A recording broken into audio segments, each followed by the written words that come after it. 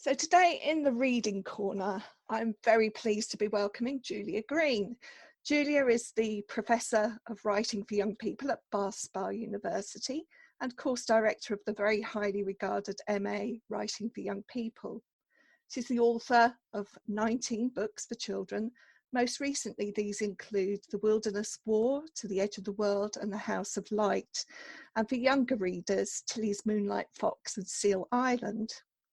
Julia's stories are infused with the best qualities of humanity. They deal with family and friendship, and they're hymns to the natural world, not least in her latest novel that we're going to be talking about today, The Children of Swallow Fell. So welcome, Julia. Thank you very much. I'm very happy to be here on this lovely sunny morning. It is, and we've had some good weather recently. Just for listeners, we're recording in May 2020, and so you'll know that we're in the UK and we're just coming out of a process of lockdown. Julia, The Children of Swallow Fell. To some people who pick this up and read it in August, it might feel like the novel was a little prophetic. It's set in a time of war and pestilence and is essentially a survival story about 6 children who come together and learn new ways to live, ways to keep both their bodies and their souls together. Can you tell us how that story came to be? It's a very good question, and it is very strange how it has come to seem so very resonant for the times we're living in now. But I wrote it before any of this happened. I often start stories with a place, and that's what happened with this story, that I've been walking in the wonderful area of Yorkshire, the Dales, called, particularly one called Swaledale, and I started imagining a story. I don't know quite why I decided to set it in Rome, as well as it starts off, the story starts actually in Italy, probably because we'd just been there and had an extraordinary time, and I thought what an amazing place it would be to write about. And I'd had the experience of watching the birds, the starlings, in their murmuration over the river. And so often a story for me brings together several strands, but I also knew I wanted to set a story that had bigger themes, that had started for me really with the book before, with The House of Light, when I started thinking about the world we were living and where it was heading, and deciding that I was going to set a story slightly in the future. So The Children of Swallow Fell started with a child. It started in Italy, and a sense that there was something coming, something terrible that was going to change the world. And I was imagining global conflict, sorts of civil war breaking out all over the place, the breakdown of law and order, divisions between governments and people, and I suppose it's my response to the world we've been living in. And then I decided to take the child on a journey. Well, she took me really. And so she goes with her father to the north of England, to this place, to the sort of a future place that I don't specify, but it's not that far in the future, where something terrible has been happening, and they've also had this period of sickness.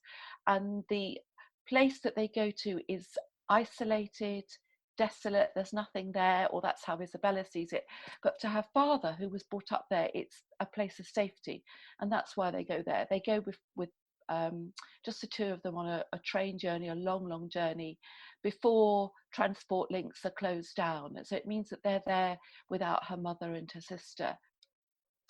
And I suppose that's how stories start. It's a sort of collection of things in my mind, things I'm living through, things I'm experiencing and thinking about.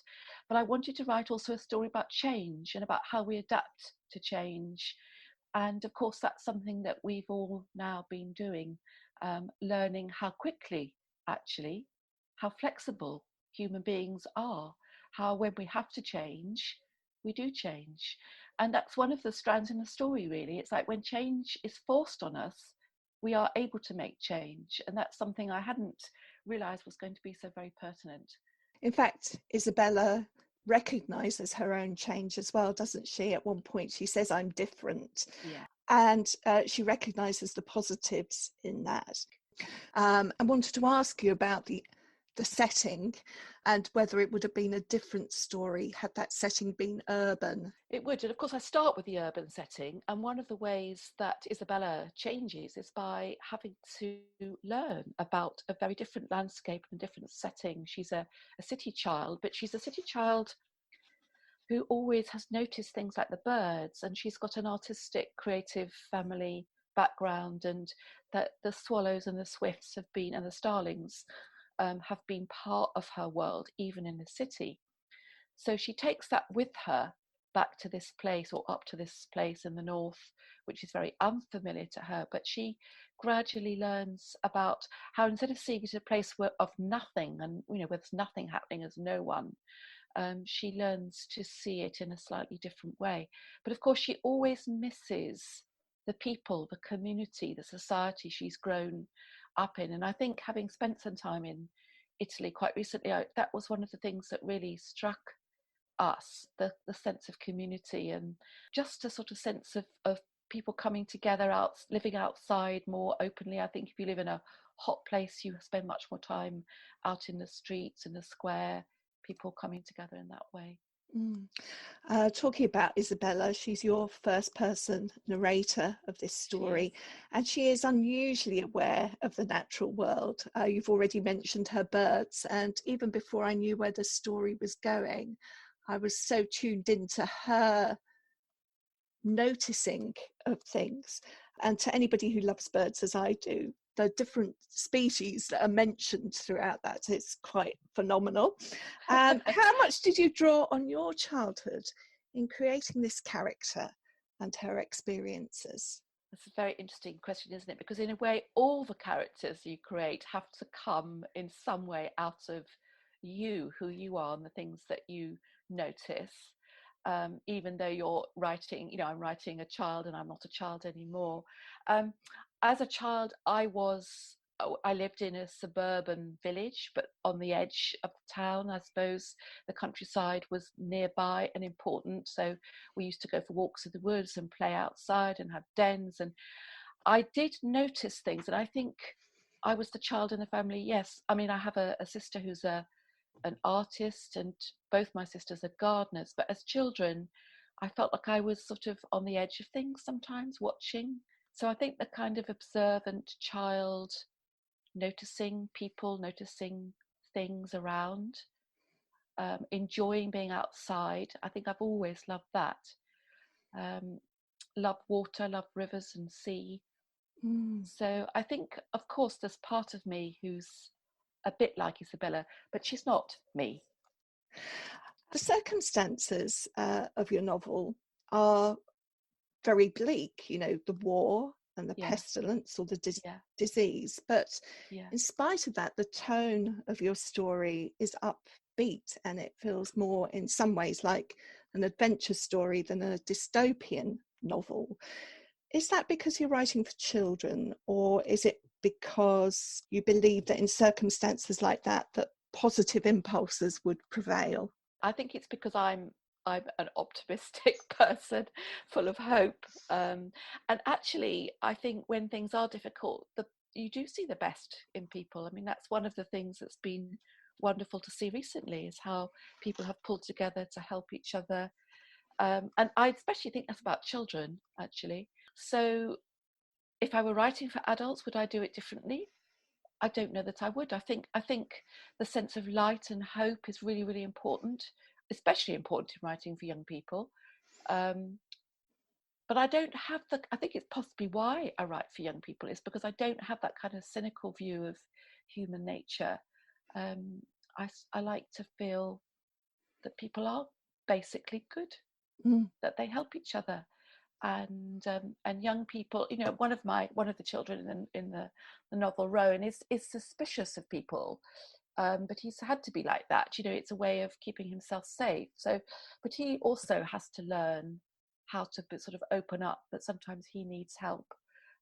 So when his sister Kelda is very sick, he has to ask for help, and that's important for him to learn.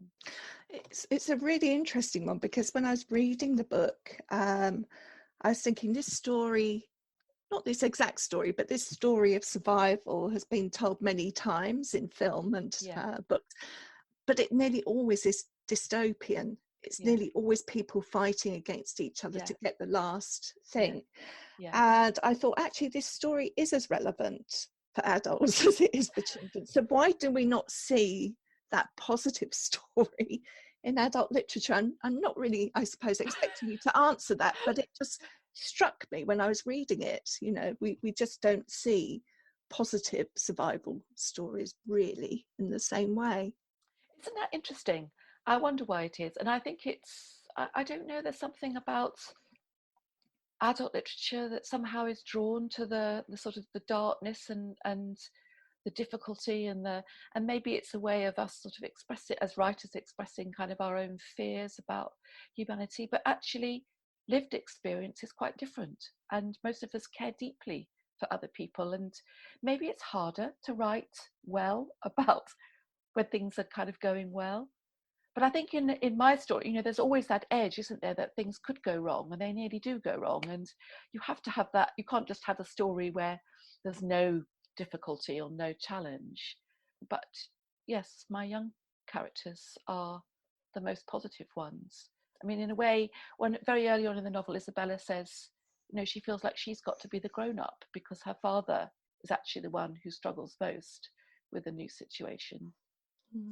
That leads really nicely into another question that I wanted to ask you, which was about structuring a novel like this that has a big dramatic opening, but then, because it's not that other kind of story, there are no big plot points until you get to the end, and you've got to keep people turning the pages, and I did keep turning the pages. But what do you have to think about when it is such a gentle story in many ways to keep readers reading? I suppose what I'm hoping is that you're so invested in the characters and caring about them and invested in the situation that you want to go the journey with them, and that you'll do that. So there are small, you know, it's a struggle for survival. She's learning new things, and all the children are having to work out what you really need to be happy, and whether, you know, to begin with, just getting your food together is enough, but that isn't enough, is it? And so I suppose I ask big questions in the story. What do we really need for a happy life? And living alone, living a very, you know, just the brother and the sister, Rowan and Kelda, living alone in their barn, you know, they don't have everything they need. And so Isabella brings them new things to do with company and creativity. She teaches the little girl to read and to write. And so I suppose I hope there's enough that's new in each chapter. The characters are growing and learning, and there's new, I mean, that's how life is, isn't it? So I don't really want to write about, you know, you could fill a story with dramatic events and somehow it not engage you.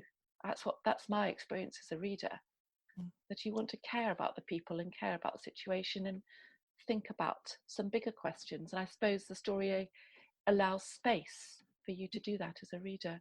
Yeah, it's interesting because I think children are fascinated with that idea of being able to cope alone without adults, and in a way the same motivation and interest underpins something like an Enid Blyton adventure story and how you can survive with a tent on an island. I'm not saying your stories are like hers, but there is something for the child about being able to make it on your own. Absolutely. And I suppose that's what has been, you know, in children's stories, children's literature, you know, the children do need to be on their own, don't they, to have the adventure. So isn't it an extreme form of, you know, remove the adults and see what happens? In my story, I've taken that to an extreme. On a similar tack, really, while we're talking about the craft of writing, it's a beautifully crafted, as we would expect, it's a beautifully crafted novel. But when you're not writing cliffhanger endings, how important are chapter beginnings and endings to you? Because I really appreciated so much of that in your writing. That's very nice to hear. Well, I think about it, of course, a lot. Writing a novel is, takes a lot of time and care and a lot of rewriting and thinking about where you come in and where you go out of a chapter, so that you're always moving things on. So chapters are great because, I mean, I like to have chapters that are quite short. I think that helps with turning the page with pace. Um, and it also allows you time to move forward. So sometimes when I've been working with student writers, they kind of can't think how you get from one moment in your story to the next one without doing all the boring bits. And that's where chapters come in. You just jump.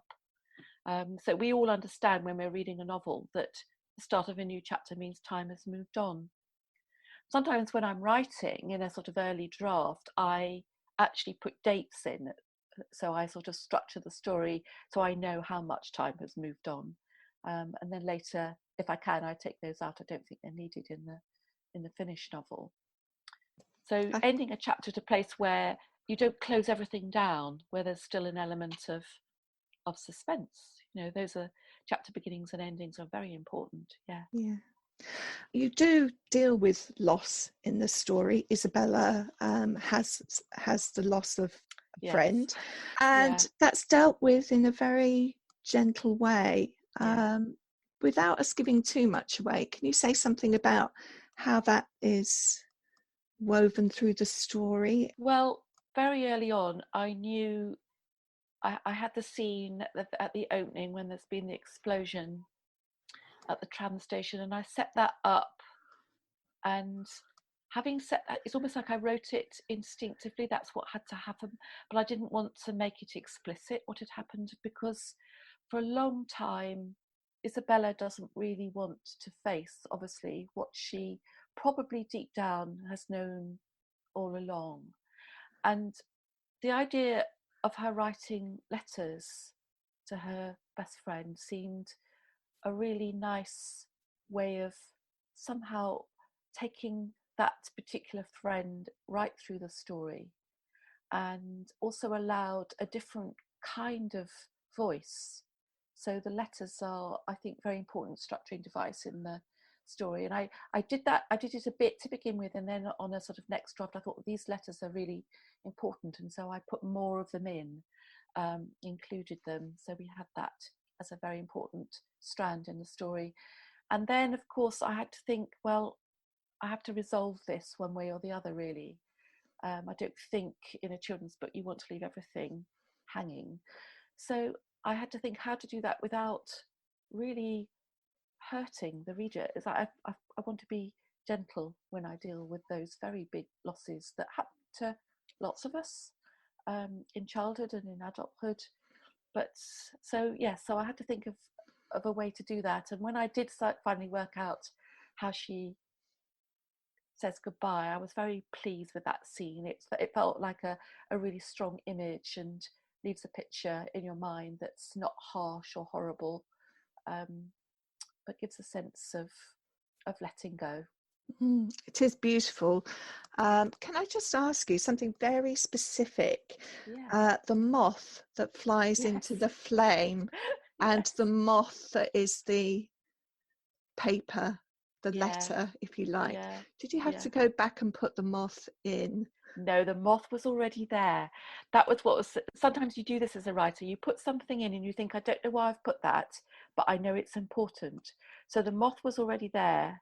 And then as I was writing that late scene, the moth came back. The moth came into my mind, and I thought, that's why I put it in earlier.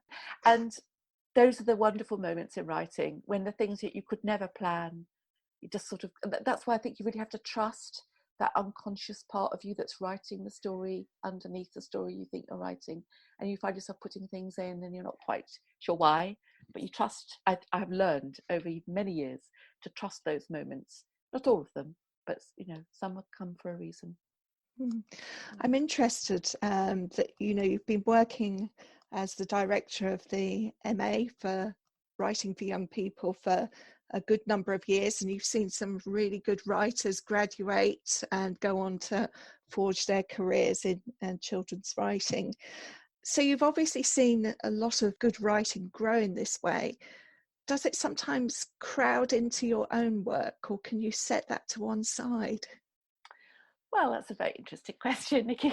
I've actually just stopped being the course director of the MA Writing for Young People. So I've handed on the baton to the wonderful Dr. Lucy Christopher. And part of the reason for doing that was because I felt I owed it to myself at last to have proper time for writing.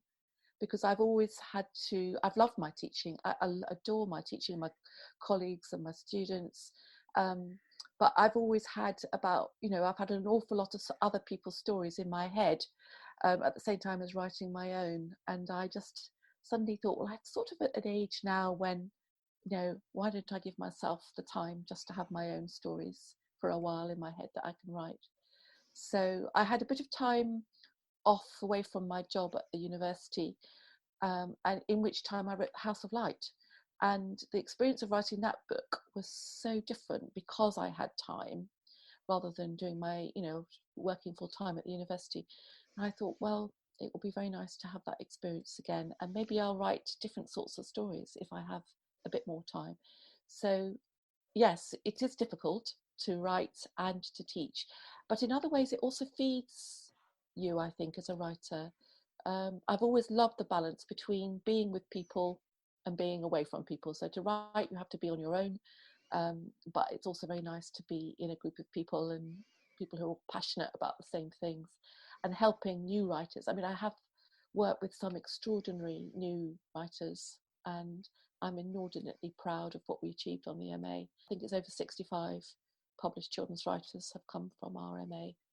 So it's been a privilege, but I also I'm looking forward to more time to write on my own. Yeah, Fantastic. The Children of Swallowfell will be out in August. It but will, yeah, with a lovely cover. Have you seen the cover? only a digital copy. Yeah, I've not been able to hold the book in my hand me yet. neither. Me neither. Can't wait. That's the most exciting moment. So are you using this time to start working on the next project? Have you been able to concentrate on writing during this period? Well, isn't it funny all this time? I found it very difficult. What I've been doing is I've been writing a poem every day. My husband and I, David and I, have both been writing poems every day and reading them to each other in the evening. So that's been a very nice way of keeping writing. I've just tentatively started something which I'm not sure whether it's the next novel or not. It's a strange little piece, very much set outside in the natural world and set a different kind of story from anything I think I've done before. And I'm not sure whether it's a long story or a short story. I've also been writing short stories, which I think are probably for adult readers, which are about my childhood. And I've adored writing those. Every so often, I've been writing over the last 2 years. And I've just written another one, which is about a bookshop that I used to go to near where we lived as children with my parents. And so I'm doing different kinds of writing. And it's all feeding, isn't it? Feeding the self, because you can't write from an empty place. Yeah. I think because I'm not going to new places, that's probably different for me. And normally each new novel has come with her going to a different place. So maybe there'll be a novel that's set in Bath. Who knows? It's fascinating, isn't it? The way that poetry in particular comes into our lives at moments of heightened tension. Yes, we choose to read a poem at a funeral, or when we're feeling most intense. So it's fascinating that it should be a period for writing poetry too. Yeah, and I hadn't been writing poetry before. I started off writing poetry as a child. I mean, I wrote all the time, but writing a poem a day has been a very good discipline. So that's part of the rhythm of our day.